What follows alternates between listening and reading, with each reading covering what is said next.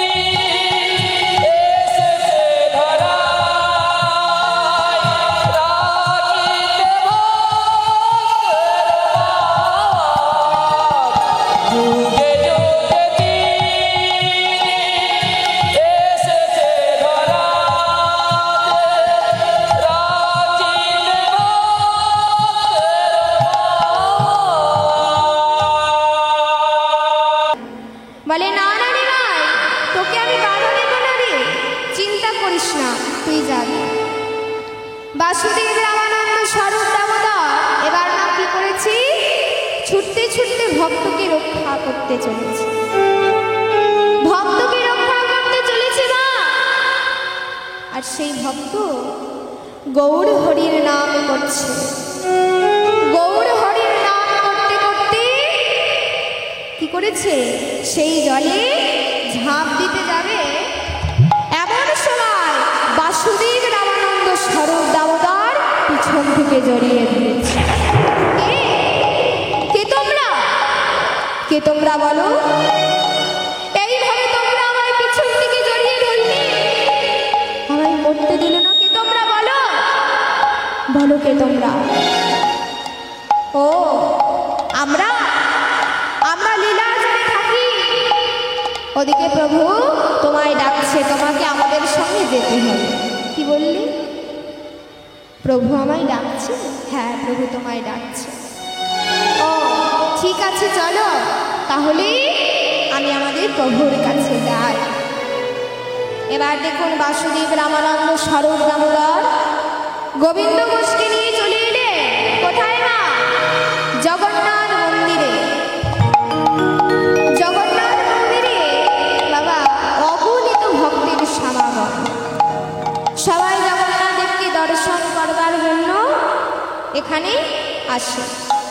এবার দেখুন অগণিত ভক্তের সমাগম, তার মধ্যে আমার গৌর হরি এক পাশে দাঁড়িয়ে রয়েছে, এক পাশে দাঁড়িয়ে থেকে দূর থেকে দেখছে যে হ্যাঁ আমার ভক্ত আসছে, তাকে তো এখানে ডেকে নেওয়া হবে। তা ডেকে তো নেব, কিন্তু এত ভক্তের সমাগমের মধ্যে আমি তাকে ডাকবো কেমন করে, নাম তো জানি না।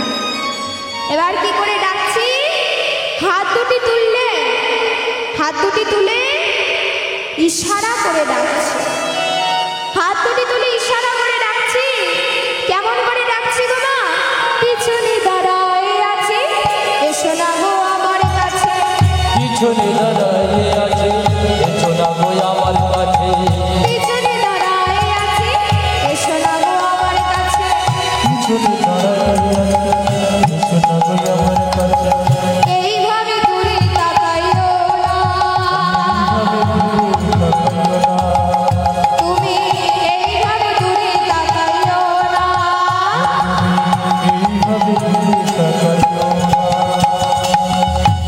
তামা এখানে তো এত ভক্তের সমাগম, তা এত ভক্তের মধ্যে আমি যদি কাউকে ইশারা করে ডাকি, আপনারা কি বুঝতে পারবেন যে আমি কাকে ডাকছি?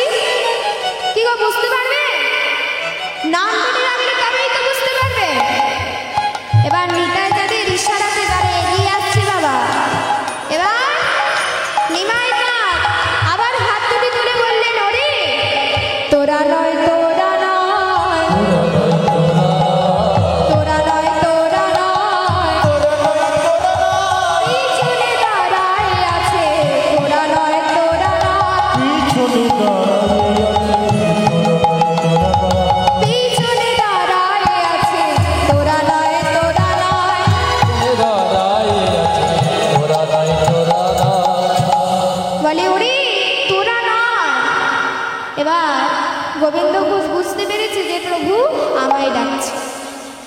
গোবিন্দ ঘোষ প্রভুর কাছে এসে করজোড়ে প্রভুকে প্রভুর চরণ দুটি জড়িয়ে ধরে অঝর নয়নে কাঁদছে। প্রভু বলছে কি, তুই কাঁদছিস কেন, কান্না কিসে? এবারও দেখ আমি তোর কাছে আছি, একবার উঠে দেখ আমি যে তোর কাছে আছি, এত কাঁদিস নারী ওঠ।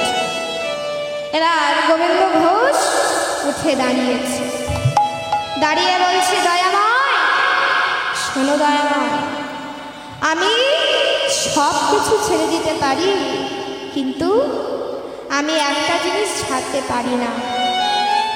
আমি যে তোমাকে ছাড়তে পারবো না প্রভু, আমি যে তোমায় এইভাবে ছাড়তে পারবো না।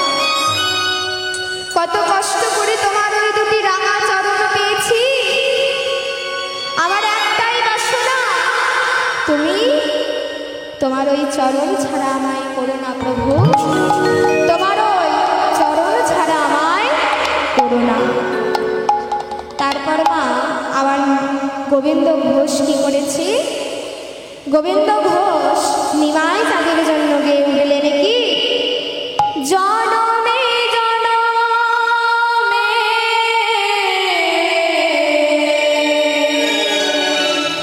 প্রভু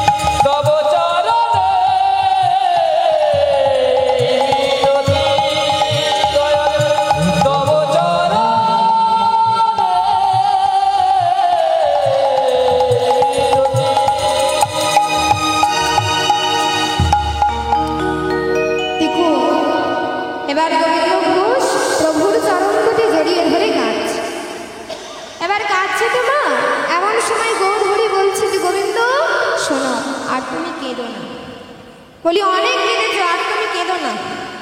এ দেখো গোবিন্দ, আমি তো তোমার কাছে আছি, তোমার আর কোনো চিন্তা নেই।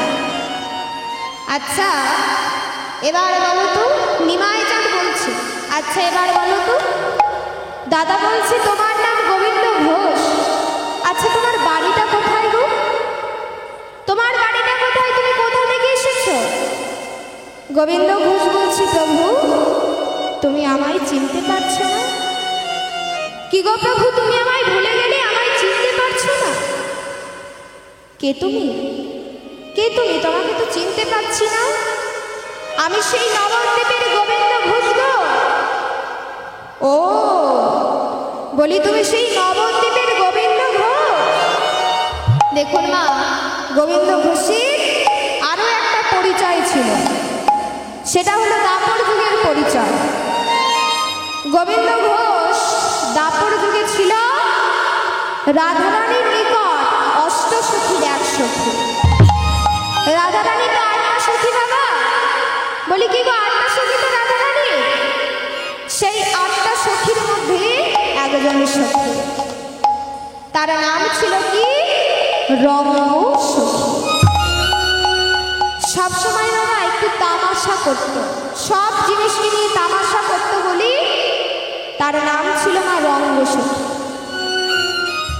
তখন গৌর হরি বলছে, ওরে গোবিন্দ, কোন তামাশা করতে গেলে যেই দাপর যুগে তোমার এই গোবিন্দ ঘোষের জন্ম নিতে হলো? দেখো রাধারানী এবার কি করছে, শ্যাম মিলনের লাগি, শ্যামকে দর্শন করবে বলে, শ্যামের সঙ্গে মিলন করবে বলে এবার যমুনার তীরে গাছের তলায় বসে রয়েছে। সেই সময় বাবা রঙ্গদেবী আসে। রঙ্গদেবী এসে বলছে, বলি রাধে, বলি ও রাধে, বাহ ভারী সেনেছিস তো, তোকে কি সুন্দর লাগছে। আচ্ছা হ্যাঁ রে রাধে, তুই তো শ্যাম দর্শনে লাগি এই যমুনার তীরে বসে আছিস। আচ্ছা ধর, তোর শ্যাম এসে তোর সঙ্গে যদি মিলন না করে, তোকে যদি যমুনার তীরে নির্বাসন দিয়ে চলে যায়, তোকে যদি এই যমুনার তীরে অভিশাপ দিয়ে চলে যায়, তাহলে শ্যাম ছাড়া তুই কেমন করে থাকবি রাধে? কিরে শ্যাম ছাড়া তুই কেমন করে থাকবি? ভাবক হয়ে বলছে কি, বজ্রহীনা মেঘ যেমন, ফলহীনা বৃক্ষ,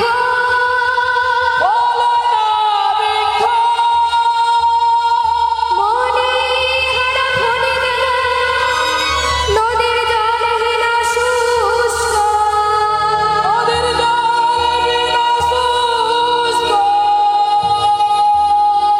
সখী কি বললি এটা তুই? ওরে সখী তুই কি বললি? তুই জানিস না বুঝি অভিশাপ দিলে কেমন লাগে, তুই জানিস না? নির্বাসন দেওয়ার জন্য তুই জানিস না? তাহলে শোন সখী, আমি তোকে অভিশাপ দিলাম, আমি তোকে অভিশাপ দিলাম যে আগত কলিযুগে তুই ওই গৌর হরির চরণের দাস হবি। তোর নাম হবে গোবিন্দ ঘোষ, আর ওই গৌর হরি তোকে নির্বাসন দিয়ে চলে যাবে।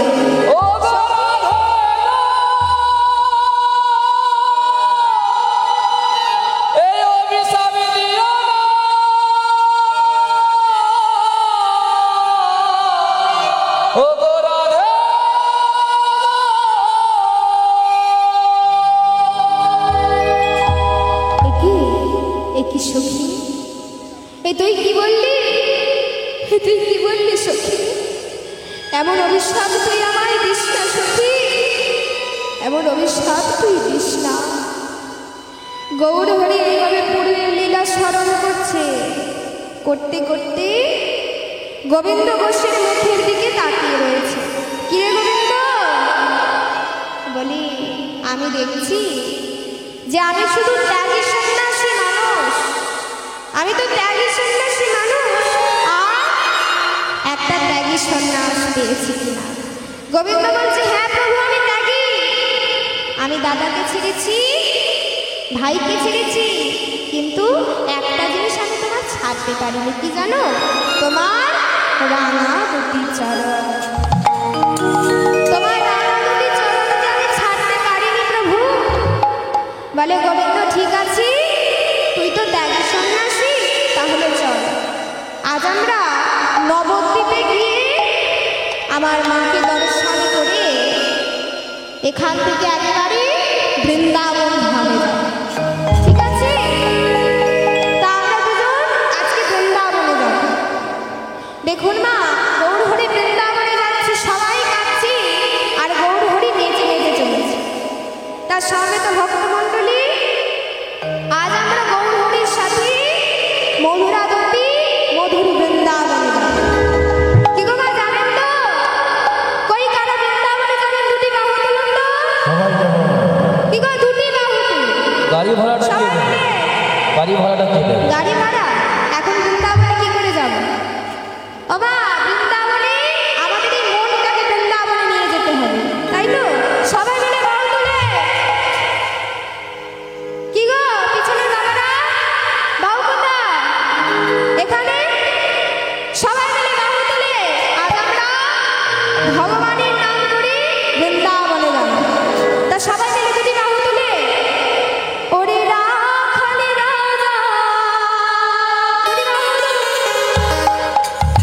ও তুই বলে দে না, বল বল কোথায়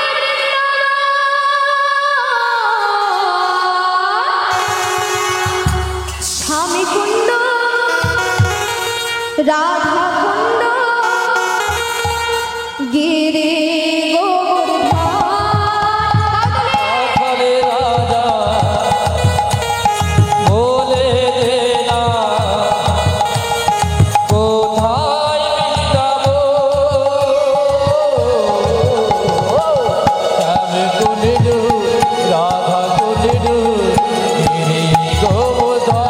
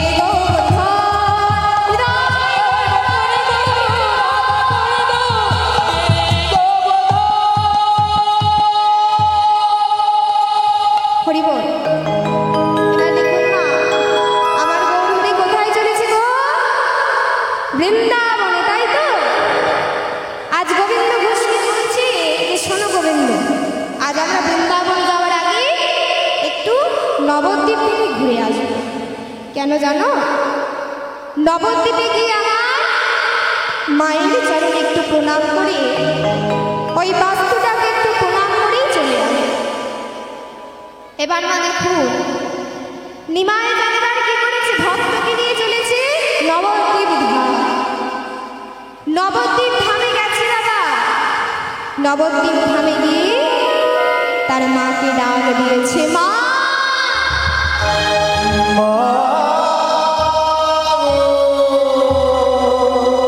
মা, তোমার নিমা এসেছে। মা, তোমার নিমা এসেছে, তোমার কাছে এসেছে, দেখো।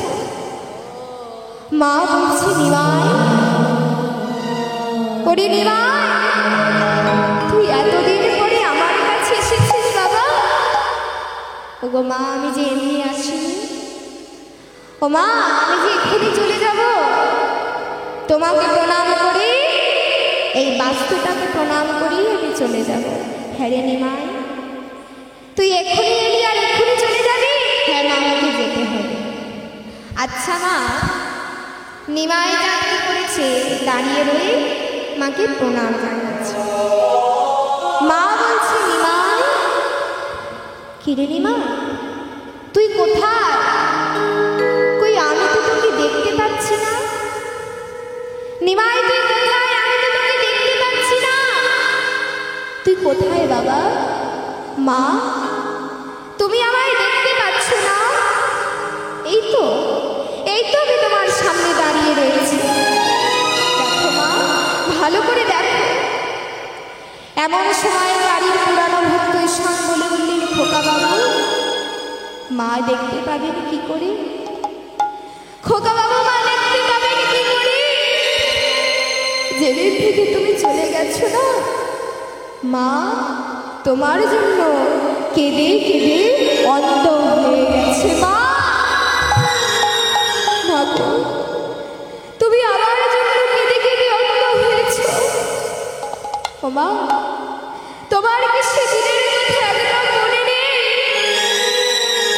যেদিন আমি তোমার কাছে সন্ন্যাস নেওয়ার অনুমতি নিয়েছিলাম, সেদিন আমি বলেছিলাম, তোমায় কি বলেছিলাম মা গো? ও মা, তোমায় কি বলেছিলাম? কাঁদিলে